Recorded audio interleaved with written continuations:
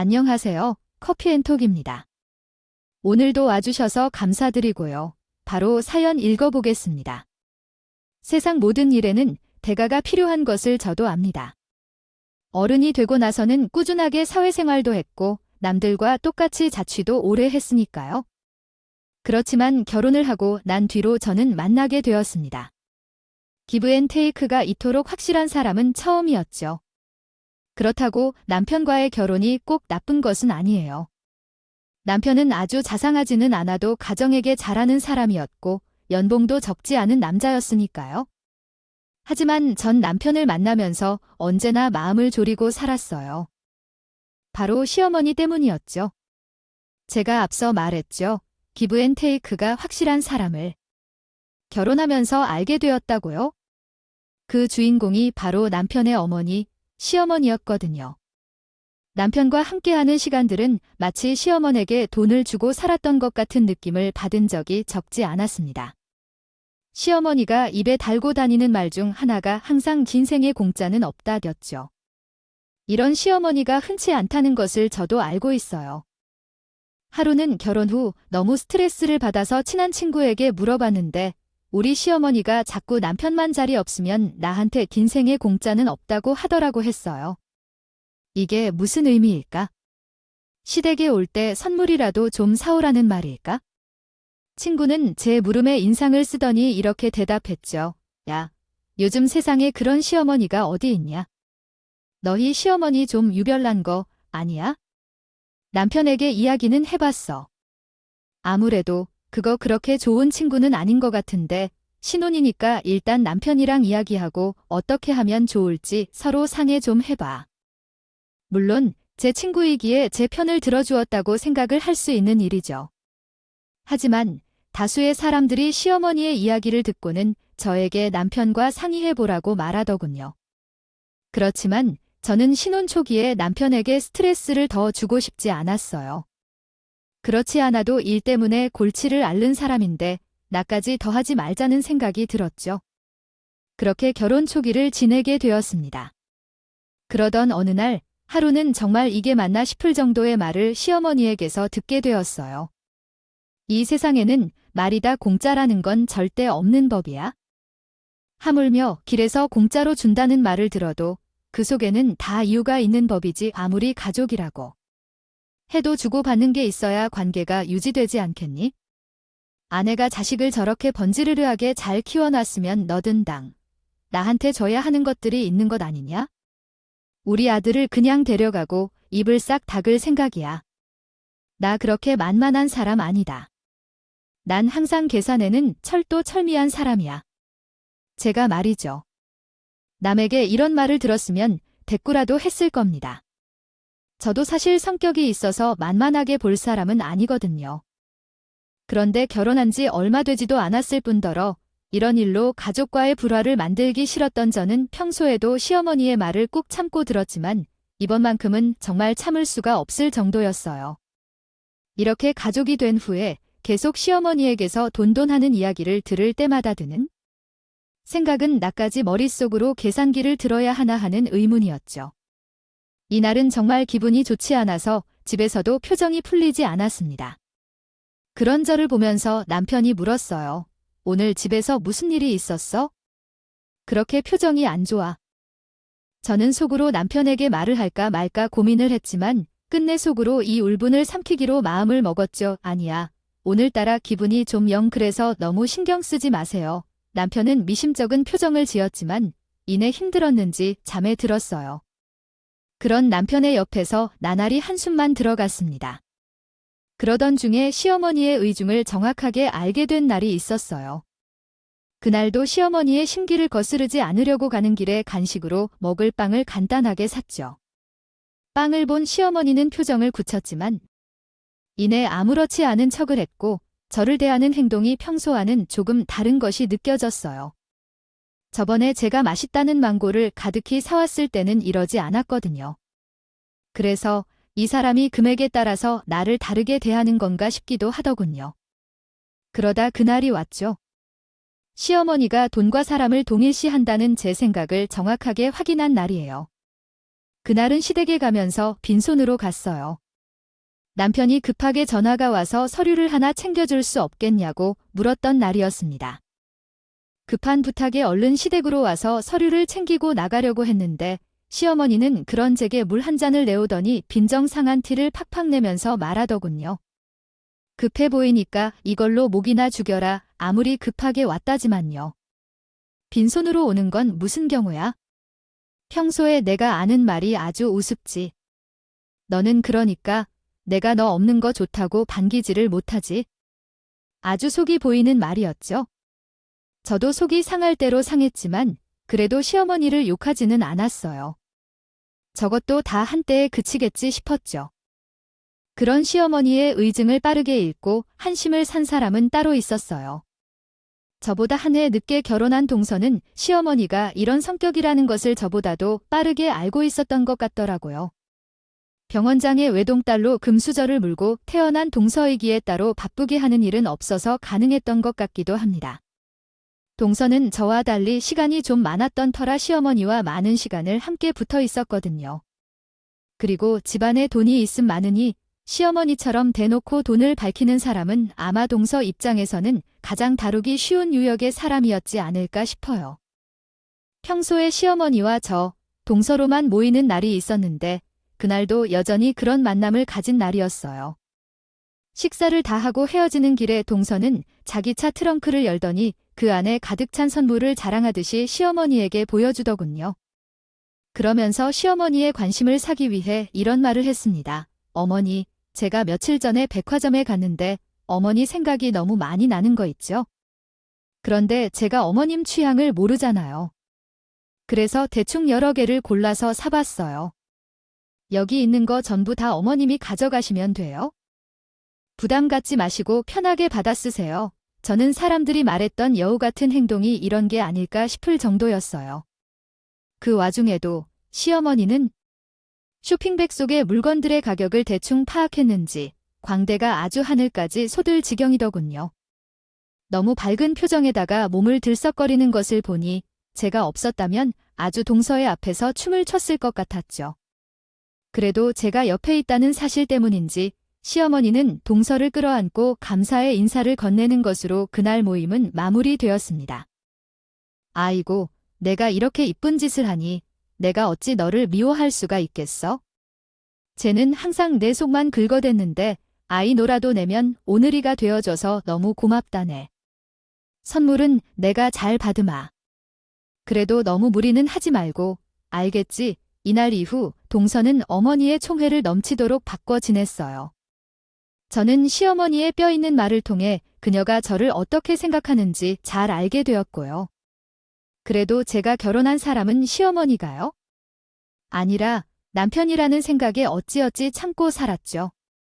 그러다가 하루는 동서에게서 어떤 제안을 받게 되었어요. 시댁에는 조금 특이한 이벤트가 있었거든요. 집안에 경사나 축하할 일이 생기면 친정에서는 전혀 찾아볼 수 없었던 일들이었죠. 시댁에서는 집안의 행사 때마다 음식을 통 크게 준비하곤 했는데 예전에 저와 동서가 있기 전에는 전부 시어머니가 맡아서 하다가 이제는 우리에게 그 바통이 넘어온 거예요. 집안 행사가 있는 날에는 정말 새벽부터 시작해서 저녁까지 허리 한 번 펴지 못할 정도로 바빴거든요. 이때만큼은 왜 내가 이렇게까지 살아야 하나 슬플 정도로 일이 너무 많았어요. 그런데 이런 날에도 동서는 손 한 번 빌려주지 않았어요. 행사가 있는 날에는 무슨 일이 그리 많은지 번번이 핑계를 대면서 자기가 이 행사의 주인공인 마냥 뒤늦게 나타나서 제가 만든 음식을 실컷 먹고서 뒤정리도 없이 앉아만 있다가 갔죠. 그런 동서를 그냥 가만히 놔두지는 않았어요. 행사에 지친 만큼 저도 신경이 곤두서 있었으니까요. 동서, 아무리 그래도 설거지는 조금 해야 하는 거 아니야? 동서가 늦게 와서 내가 음식 준비는 다 했는데 그러면 솔직히 인간적으로 설거지 도와줘야지. 내가 동서한테 설거지 다 하라는 것도 아니잖아.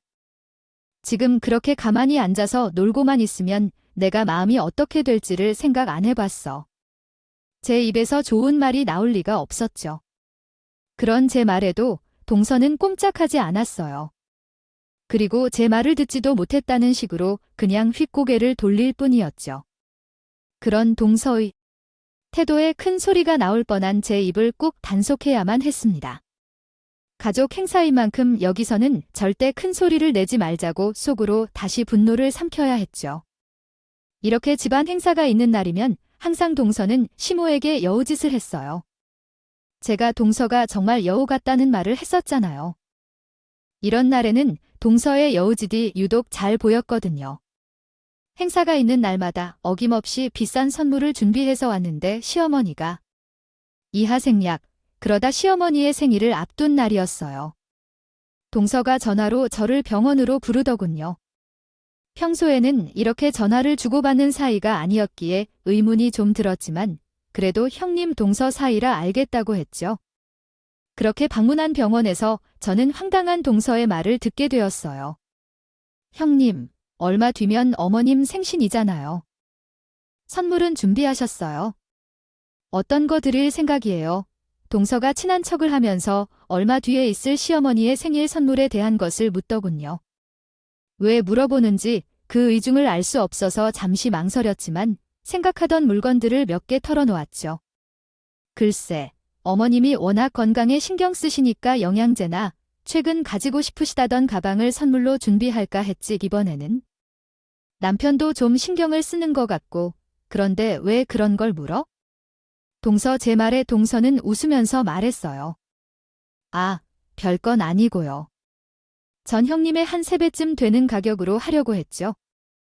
그런데 제가 재미있는 게 생각이 나지 뭐예요? 제가 준비한 선물하고 형님이 준비한 선물을 서로 바꿔서 드리는 거예요. 그러면 형님도 어머니한테 면도 사고 좋지 않겠어요.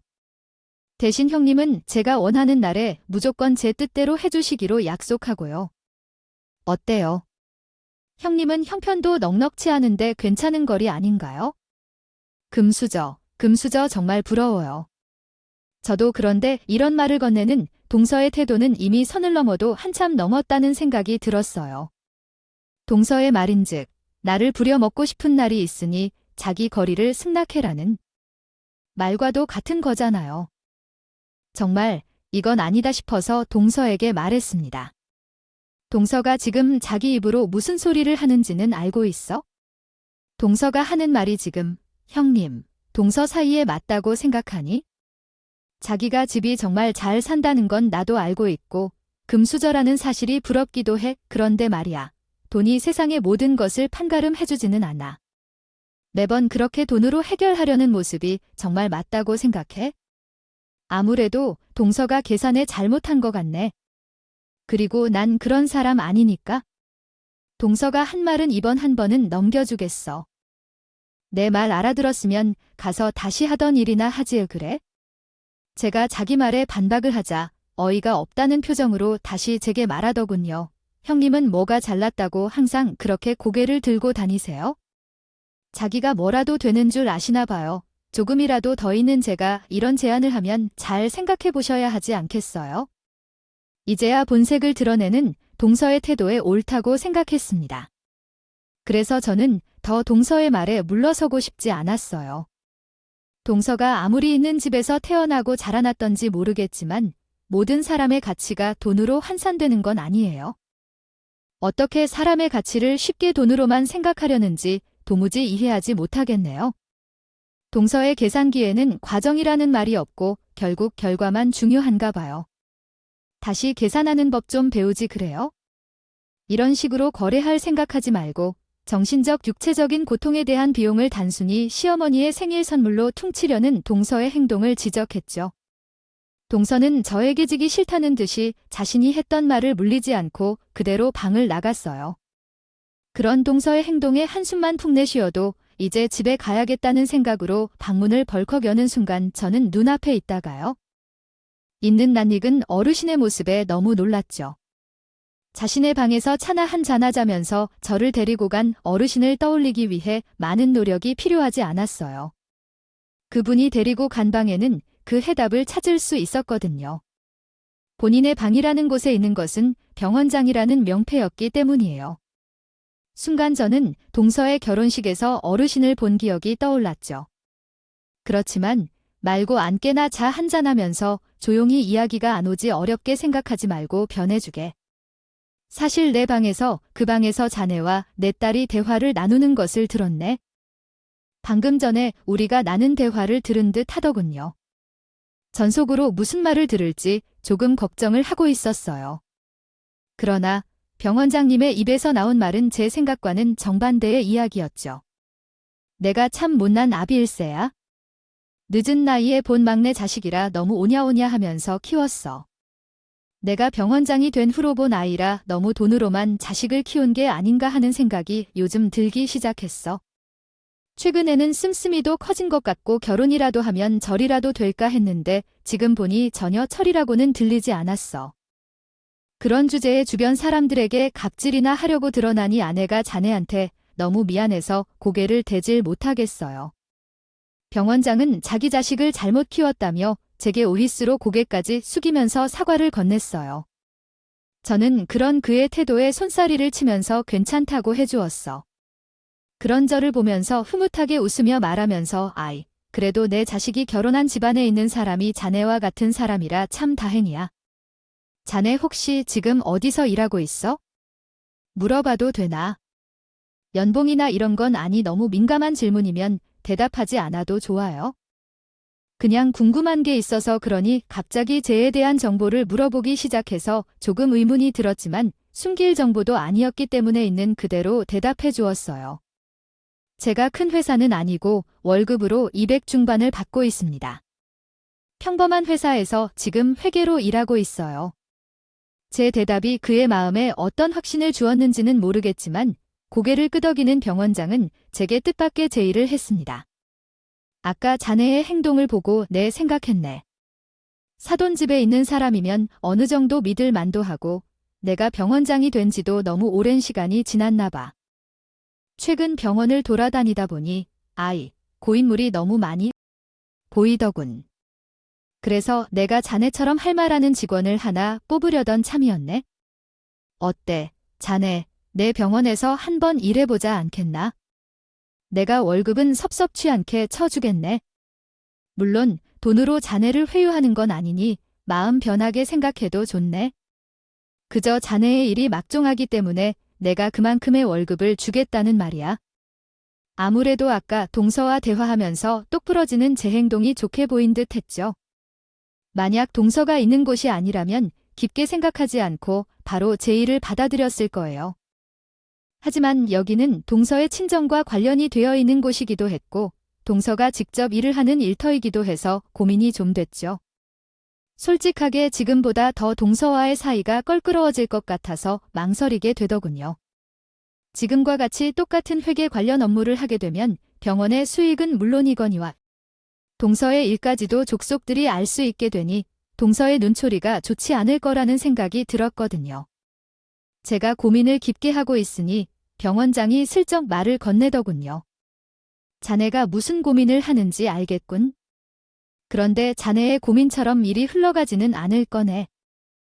내가 자네가 우리 병원에서 일하는 것을 내 딸에게는 말할 생각이 없거든. 물론 다른 직원에게도 자네와의 사회를 밝힐 생각도 없고 자네와 내가 사돈 집안 사이라는 것을 비밀로 할 생각이네. 그리고 나도 자네를 1번 직원처럼 대할 생각이고 어떤가? 이제 내 죄를 좀 받아들일 생각이 드는가? 자네는 오로지 일과 연봉만 생각하고 결정을 내밀면 된다네. 병원장이라는 자리에 앉은 사람답게 눈치가 아주 백단이더군요. 어르신은 내 고민을 단번에 알아채고는 이렇게 선뜻 제안을 하니 제가 못 당하겠더군요. 그래서 저는 달겠다고 고개를 끄덕이고 그날 병원을 나왔습니다. 그리고 전 새로운 직장을 얻게 되었고 이전과 다르게 많은 월급을 받으면서 일을 할 수 있게 되었죠. 얼마 뒤 시어머니의 생일을 한 주 앞두고 여자들만의 모임을 또 가지기로 했어요. 저는 평소와 같이 후식으로 먹을 간식으로 수박 한 통을 낑낑대면서 들고 갔죠. 너무 더운 여름이었기에 땀이 줄줄 흘렀습니다. 우리 집에는 차가 있었지만 대부분은 남편이 가지고 다녔거든요. 그래서 한여름에도 저는 대중교통을 이용해서 시댁으로 가야만 했어요. 그런 제가 수박까지 챙겨갔으니 얼마나 더웠겠어요. 특히나 그날은 폭염주의보까지 내린 날이라 선풍기를 틀어도 뜨끈한 바람이 나오는 그런 날이었어요. 시댁으로 가니 에어컨도 틀어놓지 않아서 집이 찜질방처럼 푹푹 찌는 상태더군요. 저는 너무 더웠기에 시어머니에게 제 에어컨을 좀 틀자 말했습니다. 어머님, 제가 수박을 여기까지 들고 오느라 너무 힘들어서 그런데 잠깐 에어컨 좀 틀면 안 되나요? 선분기도 너무 더워서요. 잠깐만 두고 끌게요 이란 제 말에 시모는 절 노려보면서 미쳤냐 고소리를 질렀어요. 아니, 이게 미쳤나? 수박 한 덩이 딸랑 사와 놓고 뭐 에어컨을 틀어달라고? 그게 말이나 되니? 요즘 전기세가 얼마나 날뛰는지 몰라서 그래? 너한테는 여기 선풍기 바람도 아깝다. 너는 한 달에 300도 못 버는 애가 무슨 그렇게 사치를 뿌리려고 해? 돈이나 많이 벌면 몰라. 얘가 정말 아낄 줄을 모르는구나. 아유, 내 자식이 집에서 어떻게 살고 있을지. 눈에 훤하다 훤해. 그러더니 소파 위에 있던 에어컨 리모컨도 아까 해서 자기 방으로 들어가 버리더군요.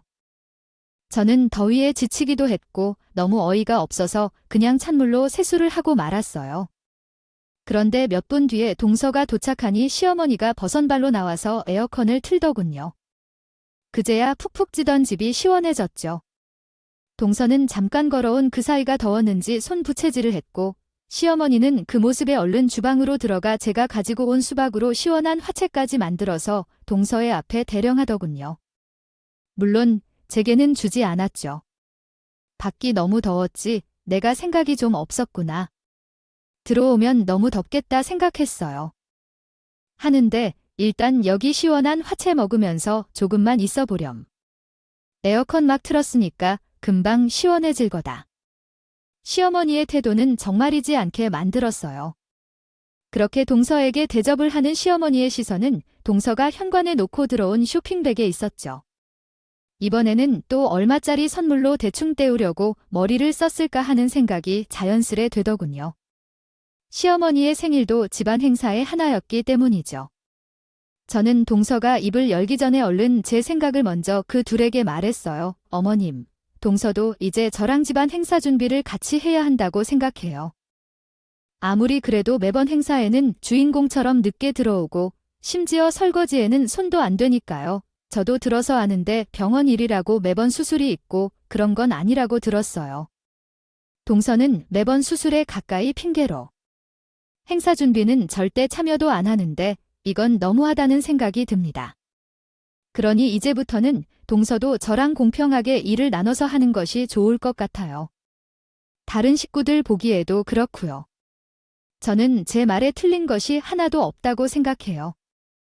돈에 많고 적음은 그저 태어났을 때 그리고 노력에 대한 단순한 지표일 뿐인데 그걸 가지고 해야 하는 일에 비중을 맞추는 것은 말이 안 된다는 생각을 했으니까요. 제가 맞는 말을 둘에게 하자 시어머니의 입은 순간 꼭 닫히더군요. 그걸 보고는 안 되겠다고 생각했는지 동서가 먼저 입을 열었고요. 어머니, 형님 말도 이해하는데 저 정말 병원 일이 너무 힘들어요. 제가 아무리 아버지 병원에 다닌다고 해도 요즘 스승이 많아도 너무 많다니까요. 정말 제가 핑계를 대는 게 아니라요. 다들 모르시겠지만 수술 한 번 들어가면 정말 혼이 쏙 빠질 정도로 힘들어요. 제가 일부러 일을 만드는 것도 아닌데 좀 봐주세요.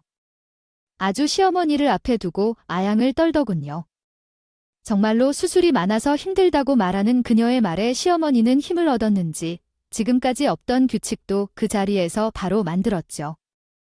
아이, 그래, 이렇게 돈 열심히 버는 애가 힘들다는데 너는 그게 뭐라고 일을 나누자고 달려들어? 얘가 넌다고 일을 못하는 것도 아닌데. 아니, 너도 앞으로 일을 빼고 싶으면 한 달에 300 이상은 벌어와라.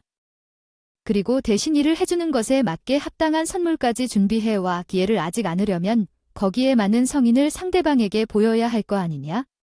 그냥 맨입으로 고맙다고 말하고 넘기려고 하니 내 말이 무슨 뜻인지 잘 알아듣겠지. 어이가 없어서 시어머니가 하는 말을 그대로 듣고만 있었어요. 물론 표정이 좋지 않았겠죠. 제가 표정이 좋아지지 않으니 시어머니는 한마디 더 덧붙여서 말했어요.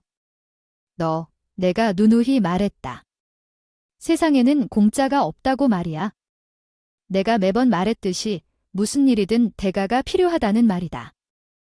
알아들었으면 그냥 조용히 너는 내 할 일이나 하렴. 마지막 시어머니의 말에 저는 뚜껑이 열리고 말았죠. 그리고 벌떡 일어서서 동서가 준비한 선물을 꺼내서 봤습니다. 지금 분명히 어머니 입으로 말했습니다. 월급 많고 성의를 더 보인 며느리가 빠지는 거라고요. 앞으로는 제가 동서보다 더 많이 챙겨드릴게요. 그러니까 저는 다음 행사부터 절대 손을 거대지 않을 겁니다. 그리고 동서 이번에 지방의료원으로 파견 나가는 일, 동서가 갈 거니까 그렇게 하라우. 동서도 알지? 지방으로 파견되면 그만큼 월급 줄어드는 거? 그럼 이제 내 월급이 동서보다 더 많겠네. 동서는 제가 병원에 있는 일을 어떻게 알았냐는 표정으로 저를 바라봤어요. 그런 동서를 똑바로 쳐다보면서 저는 말을 멈추지 않았죠. 아, 그리고 말이야. 동서가 쓰던 카드 있지? 그거 병원장님 거라면서 내가 이번에 병원에서 일하면서 병원장님 아니 동서 아버지께 직접 지시를 받은 건데 그 카드 당장 정지시키라고 하더구나. 그러니까 그 카드 써서 선물 준비하려는 생각하지 말고 정당하게 번 돈으로 선물 준비하렴. 우리 엄양리가 말한 대로 지켜야지. 누구 안전이라고 부정을 저지르면 안 되겠지? 동서든 나도 어머니 며느리인데 당연히 따라야 합당하지. 그리고 동서의 선물에 적힌 가격표에 딱 10,000원을 더 얹어서 바닥에 내려놨어요. 갑자기 폭풍처럼 몰아친 상황에 동서는 정신을 제대로 차리지 못했죠. 제가 이토록 당당하게 나올 줄은 꿈에도 몰랐는데 동서고 시어머니고 모두 어안이 벙벙하다는 뜻이 저를 쳐다보고 있었어요. 동선을 만나고 난 뒤로 처음으로 모든 조건을 동서보다 우위에 선 나는 당당하게 둘에 맞서서 대응했죠. 이날 동서는 정신을 차렸는지 상황을 파악하기 위해 먼저 제 가방을 잡고 흔들기 시작하더군요. 마치 무언가 찾으려는 것 같았어요. 가방에서 제 지갑이 툭 떨어졌고 거기서 삐쭉 튀어나온 무언가를 재빠르게 가져가서 보더군요. 그건 제가 이번에 받은 명함이었어요. 과장이라는 직함이 적힌 명함을 보고 다시 저를 한번 쳐다보고는 따지기 시작했죠. 당신이 어떻게 우리 아빠 병원에서 일을 해? 거기다가 과자. 당신이 어떻게 딸이 나보다 직급이 더 높을 수가 있어? 뭐야, 우리 아빠 약점이라도 잡았네. 당신 지금 우리 아빠한테 무슨 짓을 했길래 나한테 이런 짓을 하는 거야? 자기보다 제가 높은 자리에 있다는 것이 말이 안 된다면서 따지고 드는 동서의 모습이 가소롭기만 했어요.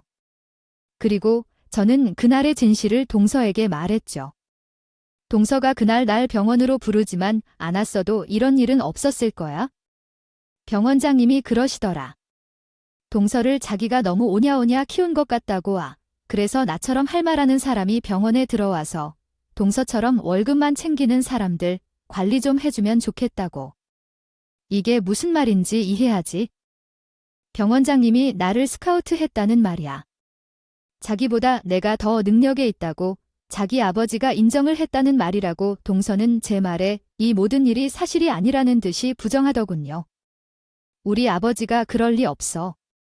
당신이 무슨 짓을 했는지 모르겠지만 내가 집에 가서 다 물어볼 거야. 그러니 반응대로 말해. 어떻게 이럴 수가 있어. 그러는 말 중 저는 이미 병원에서 일을 하는 사람이고 병원장은 동서의 뒷바라지를 더 이상 그냥 하지 않을 생각은 분명했으니 저는 제 의사를 확실하게 다시 동서에게 전했어요. 아, 그건 동서가 알아서 하든지 말든지 하고 이제부터 시댁 행사는 동서가 맡게 되겠네. 동서는 이제 부모님을 등에 업을 수도 없고 나는 이제 동서보다 더 많이 벌거든. 그러니까 앞으로는 동서가 알아서 책임지고 행사 맡아서 해. 나는 앉아서 쉴 테니까. 우리 둘의 언쟁이 긴가민가 하던 시어머니는 상황 파악이 끝나자마자 갑자기 저에게 매달리기 시작했어요. 동서의 처지를 단번에 눈치를 챈 거죠. 시어머니는 참 사람이 뻔뻔하더군요. 갑자기 동서에게 등을 돌린 것도 모자라서 동서의 욕까지 했으니까요. 큰애야, 너 없으면 집안일을 제대로 돌아가긴 하겠니? 아, 저 애는 자기 밥그릇도 제대로 못 치우는 애다. 그런 애가 어떻게 집안 행사를 책임지고 하겠어? 그럼 뭐 잘하냐니까 내가 좀 이해하고 서로 돕고 그러자. 응, 그래. 도 조금이라도 능숙한 내가 도와줘야지. 안 그러면 저 모자란 애랑 내가 다 해야자니 동서는 이제 끈 떨어진 가방처럼 보였겠죠. 내 말이 진실이라면 병 원장님의 카드를 못 쓰는 것은 물론 저보다도 낮은 월급을 앞으로 받게 될 테니까요. 그러니 시어머니의 눈에는 동서가 가져온 선물은 눈에 들어오지도 않고 앞으로 받을 선물 생각에 동서가 그저 숫자 0이 몇 개는 떨어진 싸구려 가격표로 보이지 않았을까 생각이 들었습니다. 언쟁을 하는 동안 방이 시원해져서 열이 떨어질 때쯤에는 제 발밑에 두 사람이 얽혀서 사정사정을 하고 있었어요. 동서는 이제 애원하듯이 저를 붙들고 놓아주질 않더군요. 형님, 제발 아빠한테 이야기 좀 해주세요. 그래도 가족 좋다는 게 뭐예요? 앞으로는 제가 형님에게 잘해드릴 테니까 제발 카드 정지만은 안 된다고 말려주세요. 아주. 그 카드 없으면 앞으로 생활비도 없어요. 저한테 그 카드는 정말 생명줄이랑 같은 거라고요. 형님도 아시잖아요. 저 씀씀이 큰 거 그런데 갑자기 어떻게 줄이라는 말이에요? 그리고 할부했던 것들은 또 어떻게 갚고요? 저 그렇게까지 모아둔 돈 많지 않아요? 그러니까 형님이 제발 아빠한테 이야기 좀 잘해주세요. 네, 제가 이렇게 빌게요. 형님이 하라는 대로 다 할게요. 제가 동서의 관심은 오로지 병 원장님의 카드 정지 써요. 이제 와서 저를 형님처럼 대우하는 그 가짜는 말에 오히려 저는 동서가 꼴도 보기 싫어지더군요. 시어머니의 말에도 마찬가지 느낌이 들었고요. 이 작은 애 말이 맞다. 이 애가 어떻게 혼자서 그 많은 순수미를 감당하겠어? 우리 기이한 첫째 며느리 사정도 봐가면서 그러자 이 늙은 시어머니가 너한테 이렇게 빌잖니? 그리고 내가 언제 돈으로 둘을 갈라서기를 했다고. 그래, 선물이랑 돈이 뭐가 그리 중요하겠어? 그저 그냥 세상이 그렇다고 말하는 거지? 그러니 귀한 며느님. 이 늙은이 이해 좀 하고 넘어가자. 그렇게 해줄 거지, 지금 해요. 저를 귀한 며느리라며 대우하는 시어머니의 모습은 아주 사람이 환멸을 느끼게 만들기에 적합했죠. 저는 그 둘이 정말 꼴도 보기 싫었어요. 그래서 전 그대로 둘을 떼어내며 시래를 낳아버렸죠. 그 뒤로도 둘은 아직도 저를 졸졸 쫓아다니면서 이런 말을 하고 있습니다. 사실 저는 병원 원장님이 그날 했던 결정이 이런 결과를 가지고 오게 될 것을 예상하고 있었어요. 분명 동서가 버는 돈의 크기가 보였는데 평소에 시어머니에게 주는 선물을 보면 자신의 씀씀이보다 훨씬 큰 것을 알았으니까요. 병 원장도 동서에게 준 카드를 끝까지 막을 생각은 없어 보였어요. 다만 지금 자신이 보기에도 자기 자식이 너무나도 경제관념이 없어 보이니 저에게 이런 부탁을 하게 된 것 같았고요. 병 원장이 카드 정지를 말했던 날에 저를 불러서 말했거든요. 내가 아무래도 우리 딸이 가진 카드를 정지해야겠네. 아이 요즘 따라서 생각이 드는 건데 너무 경제에 대해서 내 딸이 무죄하다는 생각을 했거든. 아내 친구들의 이야기를 들어보니 남들은 전부 적금을 들고 재테크를 하고 돈을 굴릴 생각을 한다던데. 아니다. 다른 매번 돈을 쓸 생각만 하고 뭘 생각은 전혀 하지 않으니 내가 자식을 아주 잘못 키운 것 같아. 자네가 옆에서 좀 도와주게 해. 그리고 자식이라고 이제 봐주지 않으려고 안 해. 나도 앞으로의 파견에는 딸을 1순위로 두려고. 저도 병 원장과 같은 생각은 했습니다. 노래에 비하면 너무 있는 집안의 자식이었기 때문에 돈에 대한 가치를 너무 모르는 것 같다고 말이죠. 시어머니에게 주는 선물도 항상 너무 과했던 것이 화근이었던 것 같아요. 병 원장은 알뜰살뜰 모아서 사는 제 모습을 자기 딸이 좀 본받았으면 하는 듯 싶더군요. 그래서 생각 없이 돈을 쓰는 버릇을 단단히 고치게 만들겠다고 카드도 정지시킨 거고요. 제 옆에서 두면서 돈에 대한 가치를 제대로 배울 기회를 만들어주고 싶었던 것 같았죠. 그래서 지방으로의 파견을 1순위로 생각하면서 월급부터 줄여보자는 생각도 했던 것 같네요. 저는 이런 병원장의 결정이 도미노처럼 이런 상황을 만들게 될 것을 알았어요. 애초에 둘은 서로를 가격표처럼 계산하고 다니는 관계였으니까요. 시어머니도 그렇고 동서도 사람이라는 존재를 돈으로 환산하는 아주 나쁜 버릇이 있었으니까 말이죠. 이 기회에 이 둘도 자신들의 버릇이 얼마나 사람을 스트레스 받게 만들었는지 알았으면 좋을 것 같아요. 뭐든 가격으로만 판단했던 자신들의 태도가 자신의 판단하는 기준이 된 지금에 겪으면서 말이죠. 저는 병원장님과의 이번 일에 대해서 자세하게 이야기를 나누곤 해요. 아무래도 내가 일하는 직장의 대표이기도 하고 그래도 함께 지내는 가족의 가족이기도 하니까요. 이번 일에 대해서는 병원장님은 이렇게 이야기를 하더군요. 내 자식이 그렇게 된 데에는 죄책임이 큰 것 같군요. 절대 사람을 돈으로 판단해서는 안 된다고 누누이 말해놓고는 병원을 운영할 때 제가 그렇게 행동했으니까 말이야. 아무래도 한 병원을 운영한다는 것이 쉽지 않은 일이다 보니 그랬던 건데 아이 옆에서 저를 지켜봤던 딸은 제 행동을 그대로 보고 배운 것 같아서 마음이 좋지 않네. 자네도 정말 스트레스를 많이 받았을 것 같은데 정말 미안해요. 내가 대신 사과한다고. 그 마음의 상처가 사라지지는 않겠지만 그래도 앞으로 내 딸을 잘 지켜봐줘요. 지금은 어려서 그런 행동을 했던 거지 절대 전성이 나쁜 아이는 아니라고. 그러니 내 딸 좀 부탁함세. 아무래도 동서가 많이 걱정되는 모양이었습니다. 저도 이제 곧 한 아이의 엄마가 되는 입장이니 이번 일은 많은 생각을 하게 만들더군요. 혹시나 제가 제 아이에게 이런 잘못된 가치관을 갖게 만드는 건 아닌지 미리 걱정도 되고 말이죠. 그래서 저는 곧 태어날 제 아이에게 말해주려고요. 사람을 함부로 판단할 수 없다는 걸 말이에요. 그리고 남편에게도 이번 일에 대해서 이야기를 했습니다. 남편은 이렇게 심한 줄 몰랐다면서 제게 미안하다고 사과를 하더군요. 그런 남편에게 저는 살짝 감동을 느끼기도 했네요. 당신이 매번 힘들다고 말했을 때 증적이 알아봤어야 했는데 너무 미안해. 남편이라는 사람이 아이를 가져서 예민한 부인을 챙겨주지 못할 뿐만 아니라 너무 신경을 못 썼어. 앞으로는 당신이 이런 대우를 받으면 나도 참지 않을 거야. 그러니까 무슨 일이 있으면 속으로 알지 말고 바로 나한테 이야기해줘. 나를 못난 남편으로 만들게 놔두지 말고 알겠지? 당신이 모든 일을 해결하고 난 뒤 지만 앞으로는 나한테도 그 짐을 좀 덜어줘. 그래야 나도 남편다운 일을 할 수 있지? 요즘 저는 두 사람에게 전과는 다른 태도를 보이고 있어요. 나라는 사람은 당신들이 함부로 가치를 매기거나 판단할 수 없다고 해요. 그래서 그 둘이 깨닫기를 바라고 있어요. 당신들이 한 행동이 정말로 잘못된 행동이라는 말이죠. 얼마 전에는 두산에서 4월에 우박이 내렸다고 하죠. 여러분은 서로를 존중하고 배려해야 합니다. 당황스러운 일이 여러분들의 인생에는 없었으면 좋겠고 지금까지 제 이야기 들어주셔서 너무나 감사합니다. 오늘도 좋은 하루 보내세요. 지금까지 커피앤톡이었습니다. 오늘도 끝까지 함께 해주셔서 감사하고요. 다음 영상으로 또 찾아뵙겠습니다.